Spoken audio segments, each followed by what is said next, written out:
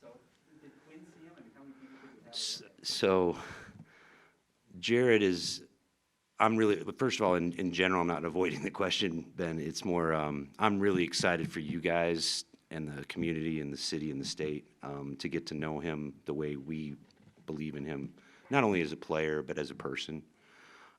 He's a special, special guy.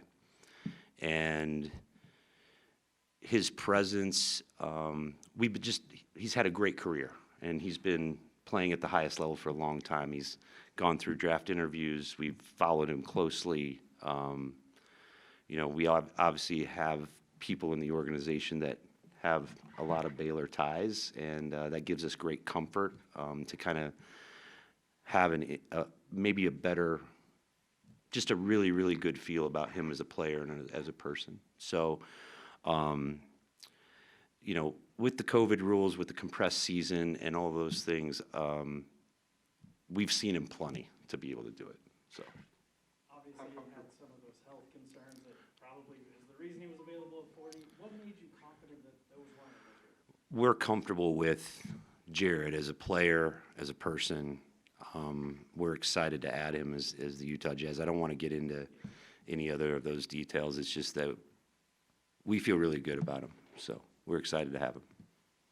What specifically stands out about his game that makes you comfortable about his fit to the job? So look, and not to hedge on anything, we're talking about a guy who's now about to become a rookie in the NBA with a highly competitive, championship competitive organization. So he's got a varied skill set that he's displayed at the highest levels of college basketball with a lot of experience, played in really big games, has produced in big games, a great leader, a great teammate, and the multi-skilled aspect of his game, I think will fit well in what we ask our players to do here, and what Coach does is to be able to dribble, pass, shoot, lead, guard, and he checks all of those.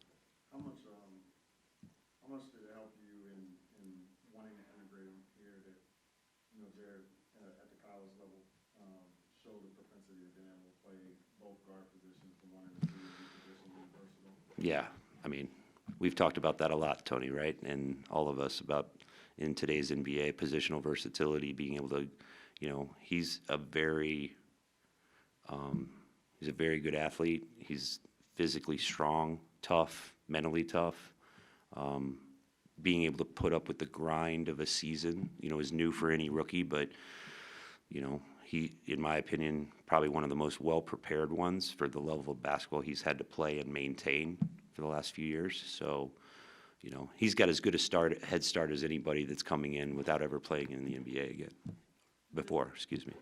Would it be accurate to say that you wanted Jared originally? Yep. And then you knew that you could probably put it down and you were going to have him? So, again, I can't get into sort of all the other, and I know, I'm smiling to myself that I'm about to spout a bunch of 100 cliches of basketball, and, I want to tell you that they are true, and they are. But I'll be sitting up here at some other point too, probably. But he was somebody that we were really excited when we had a chance to get him. It was a no-brainer for us. Are you able to give us any additional details on the details of the trade? No. I can just say that there are other terms. I had to read. Stephen Schwartz had to make sure to tell me what I could and couldn't do. We're all rookies here on this part, so otherwise we'd be here till I don't know, tomorrow, 6 a.m., so. Going along with that, how different was tonight versus all the other ones that you've been with? I've done them a few times, obviously with lots of great partners, mentors. We got a great group of guys that the front office and coaching staff, all very integrated, and, doing the work like we've always done. So felt more familiar. The thing that was interesting was that we hadn't had, even though we had a draft last year, this feels much more like a normal process, and more people in the room like it's been before. Having Ryan Smith's presence here, his energy, He's so committed to building a championship level team, and the things, obviously I've told you guys before, and you guys understand that the draft is only one part of how we build a team for next season. And we have to do it on multiple levels. Next season, 2 seasons from now, 3 seasons from now. All I can tell you, 2 things. One, we have a plan. We always have a plan, and we're going to go execute that to the best of our ability. And Ryan's resources and commitment to spending are going to be at levels that we've never done with the Jazz. I can obviously be able to tell you more when team building's so linked to the draft, free agency, trades, so that you get the whole picture. I don't even know what's going to happen, obviously, because there's a plan, and then some people have to say yes, some people have to say no, and then we can all sit here. So I kind of ignore the hot takes, of what draft picks associated with the Jazz, or what this means, or any other moves that happen to come out in the future. It's just take a deep breath, and you can kind of give us your opinion when everything's done. That'll be the other hot takes that you guys have. So Last year, you talked about wanting to find, with Doak specifically, kind of a skill that pops, or one elite skill. Does Jared have that, and if so, what is it?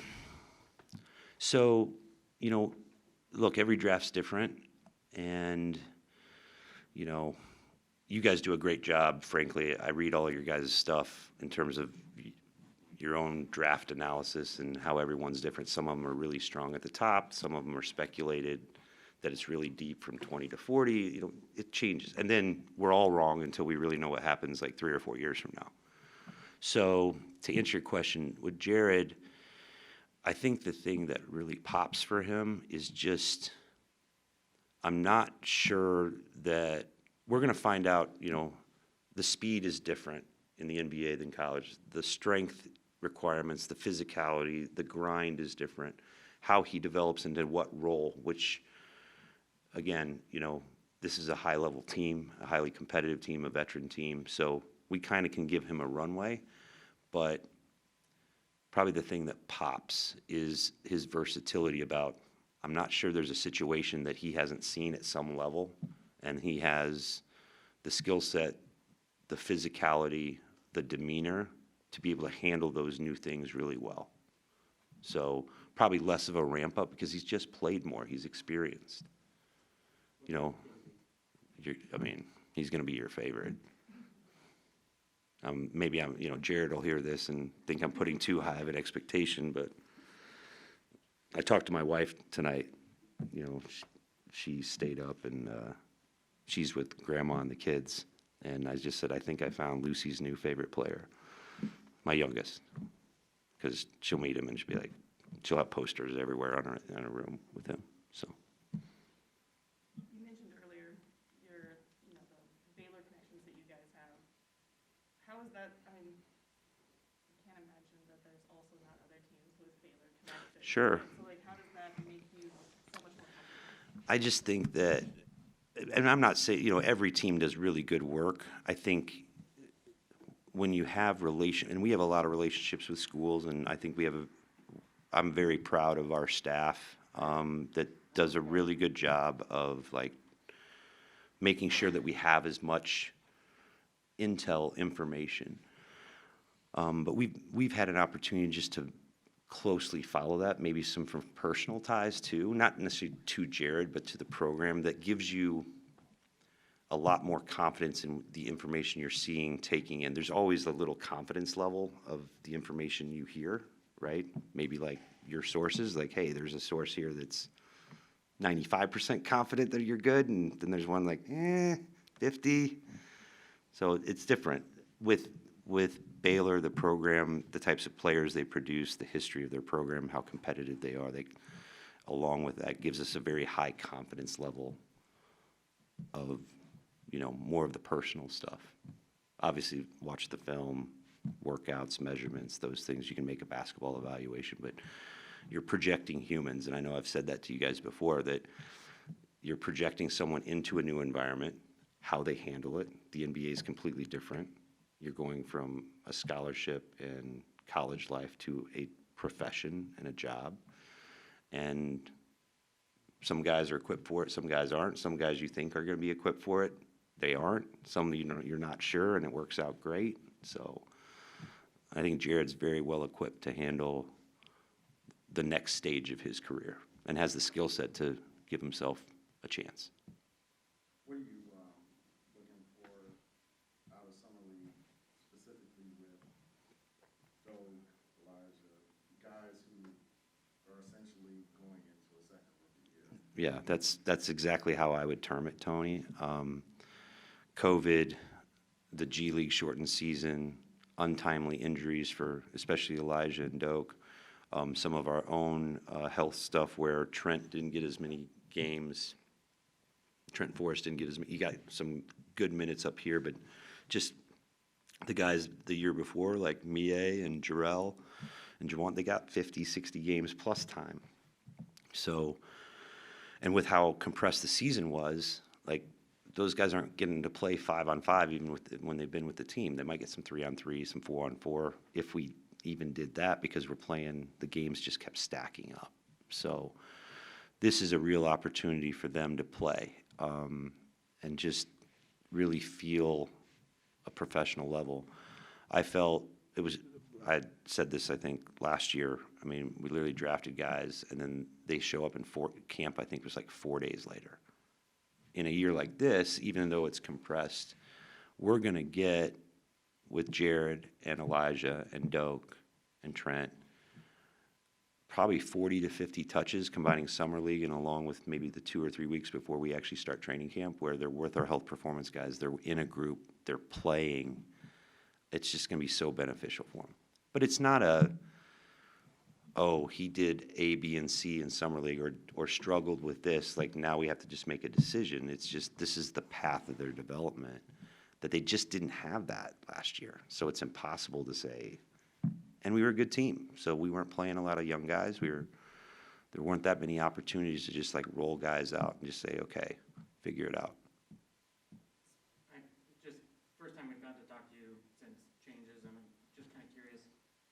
Generally, do you have or want to give a vision statement for, what the Jazz look like in kind of a, I don't know if it's a new era or how different it'll be, but kind of what do you envision for this team moving forward? Look, it obviously by default, whether I'm sitting up here or not, it's a new era because of Ryan Smith and his ownership. And I've said it before, but I want to make it clear, like his energy and vision and commitment to this city and state and this team is going to pay huge dividends down the road, and he's willing and able to make those investments on a yearly basis, which is awesome. My job is to continue to help him acclimate to this and get a chance to see how we operate. He's gotten a year under his belt. He's about to go into his second year, and his insight, his instincts have been really helpful for us as we built a relationship. And I think that'll evolve over time, but I think a lot of the, some of that is a function of where our team is at right now, not just because it's new ownership. We're not a rebuilding team. We're not, a playoff competitive team where we have championship aspirations. So, but that's been a lot of years of work where we've, gotten some things right and made some mistakes, but you just keep going forward, and Ryan's going to help us continue to push that forward. So I'll hold off on a definitive statement other than I'm really excited to be working with Ryan and what that means for this community, the team, internal staff, coach, like all the collaboration. Everything's been great, and it's been a different transition, but a really seamless one in terms of the processes and how we make decisions. You said that Jared is going to be one of our favorites. Yeah. When you're doing, I guess, just one-on-one interviews with Mhm. players in the pre-draft process, what is it that you're looking for? Me personally, and this, I wish that there was an algorithm that you could say, hey, this guy checks A, B, and C, he will automatically be this.